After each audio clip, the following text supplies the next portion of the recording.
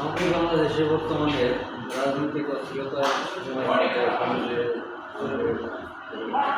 মন্ত্রণালয়ে যে একটা দুর্ঘটনা আগে ঘটেছে, এটা আসলে প্রাকৃতিক কারণে না কারণ মানে অবস্থা ঘটছে, এটা আপনার ব্যক্তিগত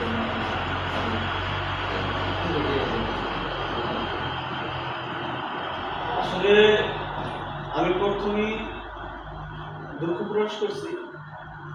আসলে বাংলাদেশে আমাদের এই বিপ্লবী সরকারকে ব্যর্থ প্রমাণ করার জন্য বিভিন্ন মহল, এই হাসিনা ক্রেতারা বিভিন্ন জায়গায় বিভিন্নভাবে বসে আছে, খাপটি মেরে বসে আছে। আর এরা কি করতেছে, বিভিন্নভাবে এদেরকে ব্যর্থ করার জন্য প্রয়াস চালাইতেছে। তার একটা চূড়ান্ত কয়েকটা ঘটনা দেখলাম আমরা বাংলাদেশে, কয়েকটা খুন করার চেষ্টা করলো, সেগুলো তো যখন পারতেছে না।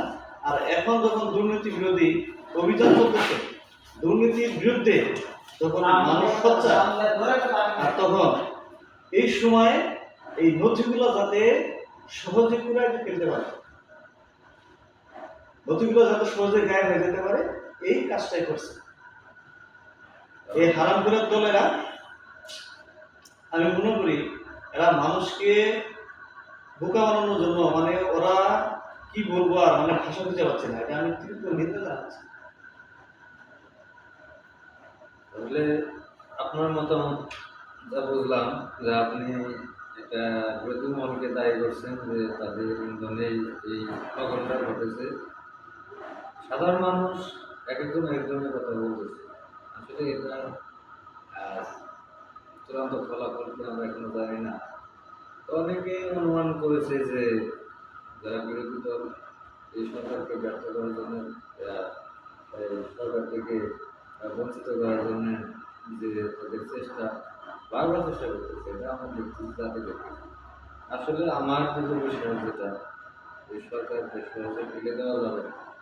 কারণ 5 জুলাই বিপ্লবের মাধ্যমে যে সরকার এসেছে, ডক্টর ইউনূস অন্তর্বর্তীকালীন সরকারের প্রধান উপদেষ্টা এবং নোবেল বিজয়ী একজন সুনামধন্য বিশ্ববিদ্যালয়ের গণ্য ব্যক্তিত্ব, তাকে সহজে ক্ষমতাচ্যুত করা যাবে না। আপনি এই ব্যাপারে কি বলতে চান? তার যোগ্যতাটা বিশ্বব্যাপী আসলে জ্যাকব মিল্টনের একটা সাক্ষাৎকার দেখছিলাম। জ্যাকব মিল্টন কথা বলছিল যে আসলে ইউনুস এখন ইন্টারন্যাশনাল খেলোয়াড়, আর ইন্টারন্যাশনাল মানের খেলোয়াড় তার সাথে খেলতে এলে ওরকম মানের খেলোয়াড়ই হতো। এখন এই শেষরা শেষরে খেলোয়াড় দিয়ে তো আর ইউনুসের সাথে খেলা সম্ভব। ডক্টর ইউনুস এমন একজন খেলোয়াড়, সে যেভাবে খেলতেছে আর যত ষড়যন্ত্র উনি নিজে শক্ত হাতে দমন করতেছে আস্তে আস্তে, এটা আমাদের রাজনৈতিক দলগুলা এটার বিশ্বাস রাখতে হবে। কিন্তু মাঝে মাঝে কিছু রাজনৈতিক দল দেখতেছি এনারা বিশ্বাস হারা হয়ে, মানে ওনারা পাগল হয়ে গেছে যে খালি মানে নির্বাচন করে মানে মানুষ মাথা খারাপ করে দিচ্ছে। 1 2 একটা সরকার টিকে থাকার জন্য তার দুইটা জিনিস আমি মনে করি যথেষ্ট। সেটা হলো 1 সৈনিকের সমর্থন, সাধারণ সৈনিকের সমর্থন, মানে সেনাবাহিনীর সমর্থন। 2 নাম্বার হলো জনসমর্থন। এই দুটো জিনিস থাকলে একটা সরকার আমি মনে করি সে টিকে যেতে পারে। আর বিগত সরকারের তো দেখতেই পাচ্ছি আমরা, জনসমর্থন না থাকা পরেও তারা টিকে ছিল একমাত্র খালি সৈনিকের সমর্থন।